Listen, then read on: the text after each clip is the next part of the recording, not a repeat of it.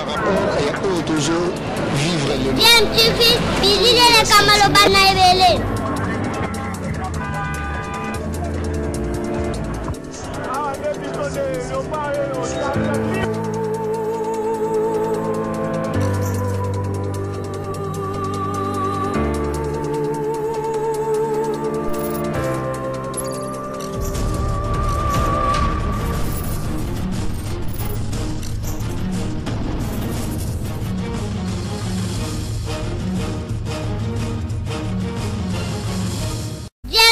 toujours en avant. Vous êtes sur DMTV, bonjour ou bonsoir, tout dépend de l'heure à laquelle vous nous suivez.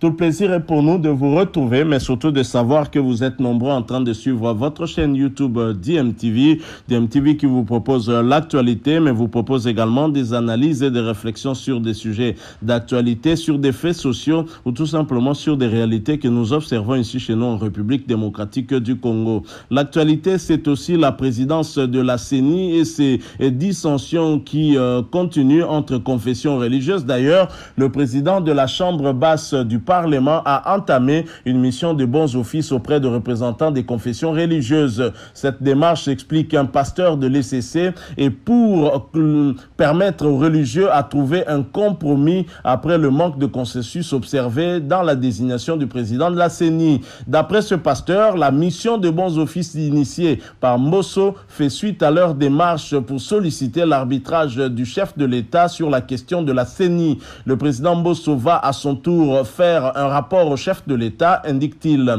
C'est aussi du président Mbosso que dépend le bon déroulement du processus électoral. Concernant le rapport déposé par les 6 confessions religieuses à l'Assemblée nationale, ce cadre de l'ECC, interviewé par la radio Top Congo, estime qu'il n'a aucune valeur juridique. Sans vouloir verser dans la polémique, ce pasteur de l'ECC rassure que le courant passe très vite, le courant passe très bien, au niveau des confessions religieuses. Ici est de rappeler que 2 des confessions religieuses, la SENCO et l'ECC, n'ont pas approuvé la démarche entreprise par les 6 autres confessions pour la désignation du futur président de la CENI. Une escalade verbale s'en est suivie, aucun compromis malgré des prolongations leur accordées par le président Christophe Mbosonkodia Pwanga. Et en rapport d'ailleurs avec cette situation qui, en tout cas, si l'on ne prend pas garde, en tout cas, peut avoir des conséquences demain parce que ça peut en tout cas créer déjà des contestations de ce processus électoral avant même les élections prévues en 2023. Je vous propose de suivre cette petite analyse sur cette question, cette problématique de la désignation des nouveaux animateurs de la Commission électorale nationale indépendante pour remplacer en tout cas la CENI dirigée actuellement par Corneille Nangaa, dont le mandat est déjà terminé. Je vous propose de suivre cette petite analyse. Ensuite, nous allons nous retrouver pour la conclusion. Je vous rappelle bien évidemment que vous suivez DMTV. Si vous n'êtes pas encore abonné, n'hésitez pas, abonnez-vous et n'oubliez pas d'activer la notification en cliquant tout simplement sur cette petite cloche que vous verrez apparaître dès que vous serez abonné, parce qu'elle va vous permettre de ne plus rien manquer des prochaines vidéos que nous allons vous proposer. Suivant cette analyse de ces journalistes, nous nous retrouvons tout de suite après. Ce génie, il a lui-même un problème. Oh, il a lui-même un problème.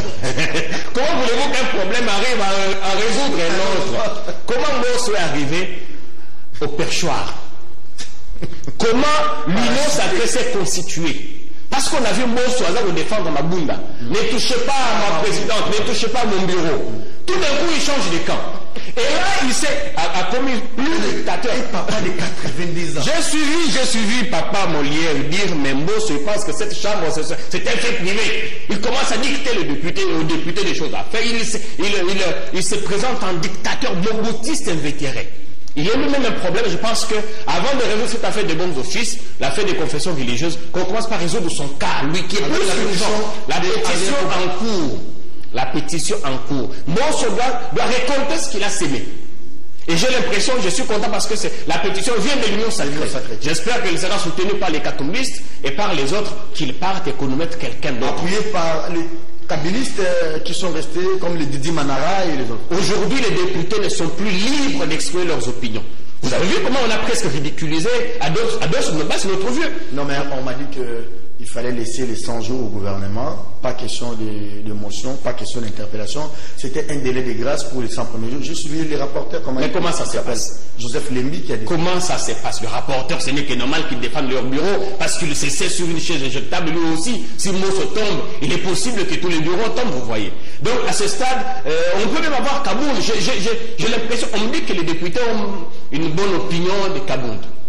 Bon, s'il peut. Mais sinon, un Mosso, j'ai l'impression qu'il ne rassure pas. C'est pas Kabound qui serait les vrais tireurs de ficelle. Non, mais le problème maintenant, c'est que l'Assemblée nationale est devenue une sorte de... je ne sais plus. Les députés qui sont à gauche peuvent aller à droite. Ils sont tellement libres maintenant qu'ils peuvent faire tomber n'importe qui à n'importe quel moment, sans besoin d'avoir des instructions et des injonctions. Alors, les bons offices. Les bons offices. Nous avions dit qu'il faut arrêter de créer des précédents fâcheux, parce qu'ils vont nous rattraper. Hier, on parlait Malonda, les gens ont déferlé dans les rues de Kinshasa. Il y a eu mort d'homme. Un conseil des ministres s'est réuni, il a été décidé que l'on poursuive les auteurs intellectuels et matériels de ces actes. Jean-Marie a battu les pavés avec femmes, enfants et sœurs. Toute la famille. Ils ont même été gazés, d'après ce que j'ai appris. On n'a poursuivi personne en plein état d'urgence. L'affaire est passée. Kassamba n'a jamais été indemnisé et les autres, les Kimuta, Ngoïka Sanji. Parce qu'on ne voulait pas d'un homme accusé, Claude Moulicho, notre confrère, accusé d'être proche d'un camp. Mais c'est ce qui arrive aujourd'hui. Kadima est accusé. Moi, je n'ai pas d'éléments compromettants contre lui. Je ne l'ai pas fréquenté. Je ne connais pas assez des choses sur lui, mais... Tu n'en as même pas besoin. Il y a un camp qui dit qu'il est proche d'une des parties en conflit. Mais qu'est-ce que vous voulez? On les met de côté, on repart à zéro. Parce que c'est ce qu'on a voulu il y a une année. Maintenant, Mosso, on pense qu'il est peut-être proche, on pensait à un moment donné qu'il était proche des confessions religieuses, qu'il les soutenait parce que les confessions religieuses, les 6, c'était, on dirait qu'elles étaient sous-traitées par quelques officines. Maintenant qu'il comprend que ça ne marche pas, il essaie de se rétro-pédaler. Les confessions religieuses comprennent le jeu parce qu'ils ont déjà l'info que la page Kadima est à tourner. Comment ça? Oui. Non, c'est trop facile à faire. Non. Les chefs devaient rentrer la nuit, je ne sais pas, je n'ai pas appelé les services de la presse pour confirmer, ils devaient rentrer la nuit. Ils risquent, s'ils ne rentrent pas la nuit, il n'est pas rentré la nuit, il rentre aujourd'hui, il va peut-être intervenir. Il y a les groupes de laïcs, catholiques et protestants qui ont pensé que face à ce blocage, que Mosso puisse saisir les conseils d'État. Parce qu'en tenant compte du règlement et de la charte... Il faut éviter déjà des contestations préélectorales. L'UDPS a l'obligation de nous organiser les meilleures élections. Parce qu'ils ont passé tout leur temps à décrier les différents processus électoraux que nous avons connus. Mettre quelqu'un qui ne fait pas unanimité, même si unanimité ne veut pas dire inclusivité, que tout le monde est d'accord, je pense qu'il faut voir, comme monsieur est décrié, on les met de côté. Il y a d'autres candidats qu'on peut dépoussiérer dans les tiroirs là-bas, des confessions religieuses, qu'ils se mettent d'accord sur un autre. On enlève et celui soutenu par l'Église catholique, et celui soutenu par les autres confessions religieuses, et on repart à zéro. En une semaine, Serge Kabongo, on peut trouver un accord, et c'est possible. On ne met pas la longueur pour rien. Comment il s'appelle? Mon ami, il s'appelle comment? Jackie, c'est Hervé, par exemple, il a travaillé à la CI comme patron. Dans le Congo central, je l'ai connu, c'est quelqu'un qui jouit quand même d'une certaine intégrité. Je vais venir à vous, parce que vous allez prendre le deuxième volet de votre intervention, les tout derniers d'ailleurs. Moïse Moussangana, vous avez écrit sur le processus électoral, vous avez écrit sur les élections de 2006, vous avez été même... comme on dit, dans ces combats avant-gardistes dans la question de la machine à voter. J'aimerais que vous puissiez nous donner votre expertise sur la question de la dépolitisation de la CENI. Est-ce qu'il est possible? Parce que c'est justement sur cette question-là que Fayoulou et Mozutu et certaines forces appellent à parader, je crois, les 15 de ces mois. Oui, je vais balayer ça dans quelques secondes et puis je vais revenir sur les bons offices de Mosso. Il faut dire que c'est un non-sens même les gens qui parlent de la dépolitisation de la CENI. Parce qu'ils n'en donnent même pas le contenu. Qu'est-ce qu'ils veulent dire par la dépolitisation de la CENI? La dépolitisation de la CENI, ça veut dire ne pas nommer au sein de la CENI les gens qui n'ont pas de couleur politique, la société civile. Mais de quelle société civile parle-t-on dans ce pays? Est-ce qu'il y en a une? On sait que cette société civile-là est rangée, chacune dans ses compartiments sur tel parti politique, sur tel politique. On sait par exemple pour qui l'Église catholique est en train de rouler, on sait. Alors de quelle société civile parlons-nous? Il y a la loi. L'Église roule pour qui? Vous n'avez pas posé la question. Vous auriez pu relancer. La loi sur le parti, sur la loi organique sur la CENI est claire là-dessus. C'est d'ailleurs quoi? Un héritage de Sun City, où il y a eu, on a appliqué le principe de partage équitable et qui les représente. C'est ça la continuité qu'on sort. Il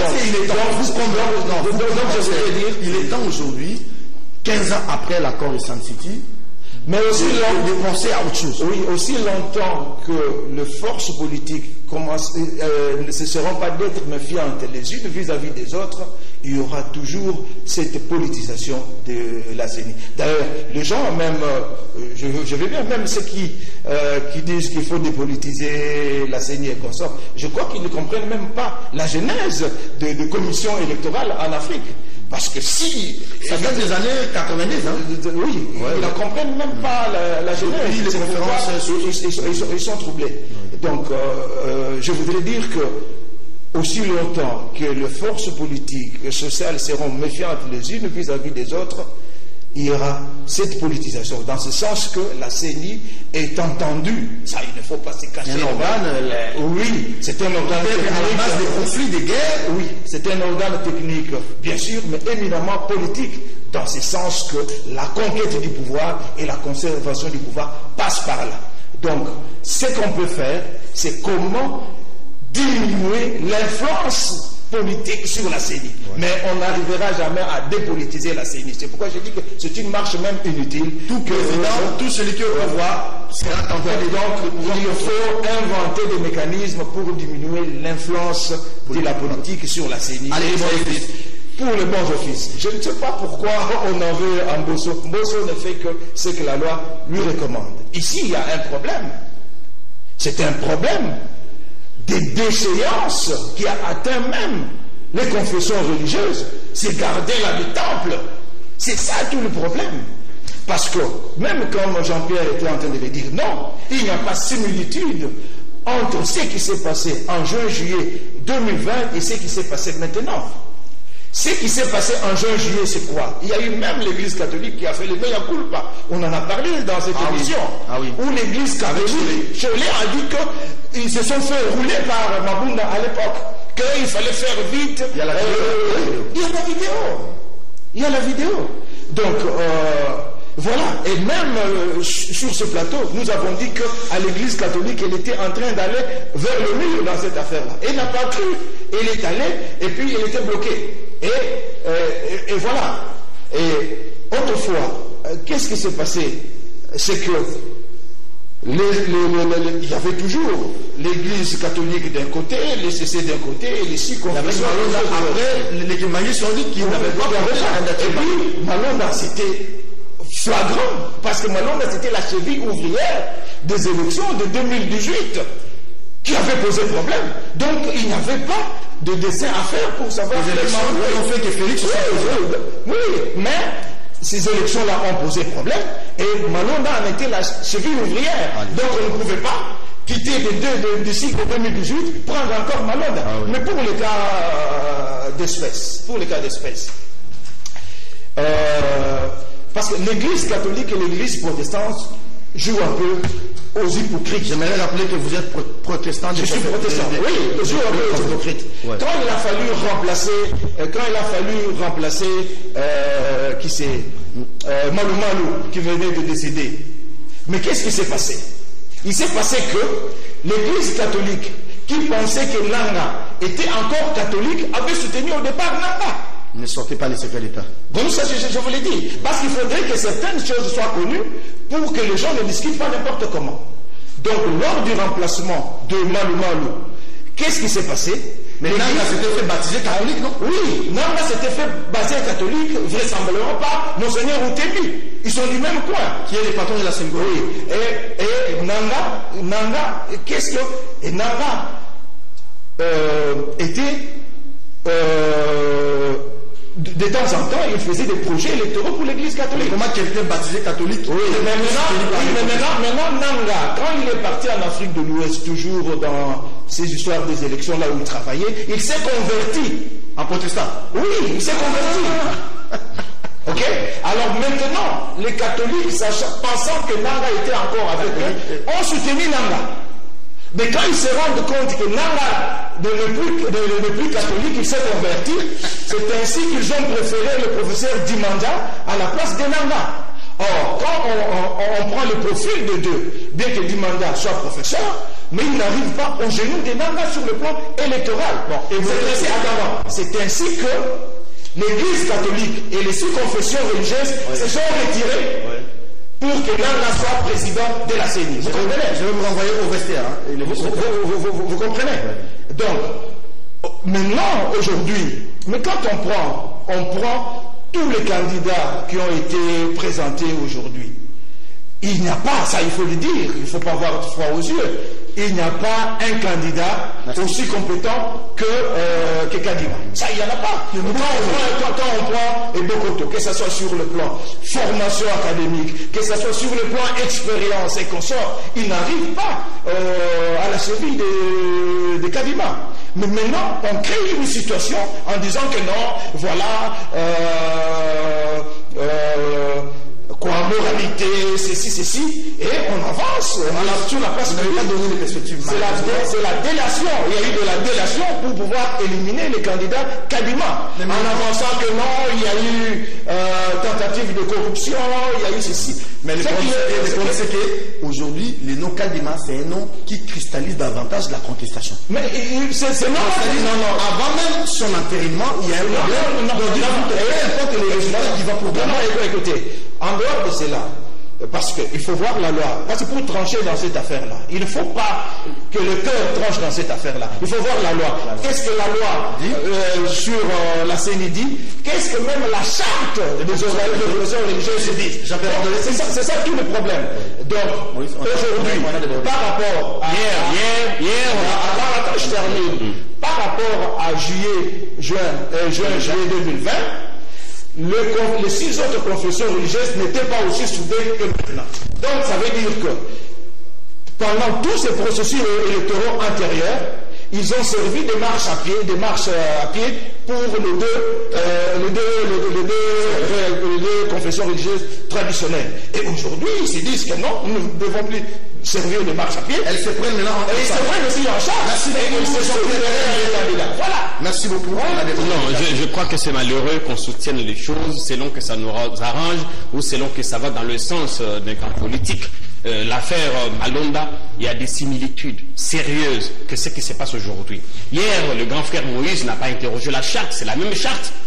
Vous voyez, c'est la même charte, les mêmes confessions religieuses, la même église catholique qui ne veut pas soutenir aujourd'hui. Mais hier, quand l'église catholique était contre Kabila, il était d'accord, il applaudissait. Quand l'église catholique était contre Kabila, il dit oui, c'est ça l'église. C'est la même église qui s'est dit, mais on sait pour qui roule l'église. J'aurais voulu qu'il nous dise sur ce plateau pour qui roule l'église catholique. Voilà, nous sommes de retour. Vous venez de suivre là, en tout cas, cet extrait de cette analyse sur cette problématique de la désignation des nouveaux animateurs de la Commission électorale nationale indépendante et les 8 confessions religieuses qui ne s'accordent pas. D'un côté, nous avons 6 confessions religieuses et d'un côté, 2 autres confessions religieuses et non des moindres. Et tout comme lors du cas Ronsard Malonda, les confessions religieuses se sont séparées en 2 camps, dont 2 d'un côté et 6 autres de l'autre côté. Mais pourquoi au niveau du bureau de l'Assemblée nationale, notamment, pourquoi au niveau de Christophe Mbosonko Diampouanga, on n'entérine pas carrément Kadima le choix porté par les 6 autres confessions religieuses? Est-ce parce que la charte aurait peut-être été violée et que ceux qui ont amené le PV, en tout cas désignant peut-être ce nouvel animateur de la Commission électorale nationale indépendante, j'allais dire le nouveau président du moins, n'en avait pas qualité. Est-ce pour cela que au niveau du bureau, on cherche à tout prix qu'il y ait compromis et qu'on ne veut pas tenter un passage en force? C'est bien impossible. En tout cas, d'après les informations que nous avons, les bons offices de Mbosonko Diampouanga vont aboutir finalement à ce rapport qu'il va amener auprès du chef de l'État, Félix-Antoine Tshisekedi, lui qui pourra peut-être trancher sur cette question. Il est vrai que l'UDPS au pouvoir doit chercher quand même à organiser les élections qui se rapprochent beaucoup plus de la perfection, parce qu'on sait que toute œuvre humaine n'est pas parfaite, et donc on peut espérer que la lutte de l'UDPS durant autant d'années, ce n'était pas une lutte pour organiser des élections biaisées ou pour faire des forcings, comme dans les régimes passés. Voilà pourquoi ça tarde peut-être à venir. Voilà pourquoi au-delà des délais qui ont été accordés, des suppléments de délais qui ont été accordés, en tout cas à ces confessions religieuses, Christophe Mbosonko Diampouanga ne veut pas en tout cas aller vers le chemin du forcing, veut essayer du moins en tout cas d'accorder les violons entre les 8 confessions religieuses afin qu'un compromis soit trouvé pour qu'il n'y ait pas trop de contestation. Mais dans l'entretemps, ceci va favoriser aussi le glissement, et le glissement qui va bénéficier au chef de l'État et aux autres institutions de la République, alors que beaucoup appellent en tout cas des élections dans le respect du délai constitutionnel. Mais au regard de ce qui est en train de se passer, on est en train de perdre du temps, et ce temps perdu risque de ne pas être récupéré. C'est cela le problème. Donc voilà cette situation qui continue. Et pourquoi ça continue ainsi? Est-ce parce que les 2 autres confessions religieuses pèsent plus que d'autres confessions religieuses? Parce qu'il semble que au regard de leur charte, si il n'y a pas bien évidemment compromis, je veux dire, si les confessions religieuses ne s'accordent pas autour d'un candidat, la charte prévoit qu'on passe au vote. Mais qui décrète justement ces élections, cette élection-là, pour désigner justement le président de la Commission électorale nationale?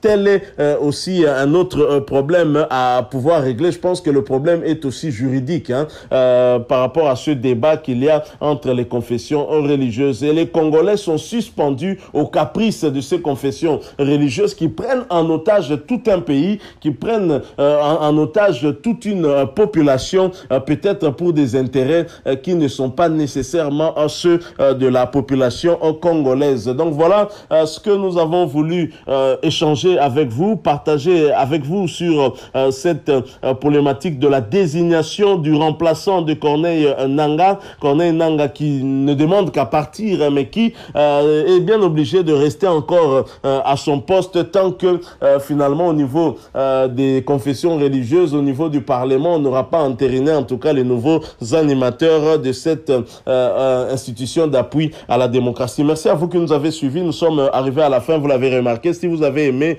ce sujet, laissez-nous un maximum de j'aime. Vous avez un point de vue que vous voulez partager avec nous, n'hésitez pas en tout cas de nous laisser un commentaire. Abonnez-vous sur cette chaîne si vous êtes nouveau ou ancien mais que vous ne vous êtes pas encore abonné, n'hésitez pas, et n'oubliez pas d'activer la notification. Cliquez tout simplement sur cette petite cloche que vous verrez apparaître dès que vous serez abonné. Elle vous permettra de ne plus rien manquer des prochaines vidéos que nous allons vous proposer. Encore une fois, merci à vous. Nous espérons vous retrouver bientôt avec un autre sujet d'actualité. Si Dieu nous prête vie, en attendant, portez-vous bien. Et DMTV vous dit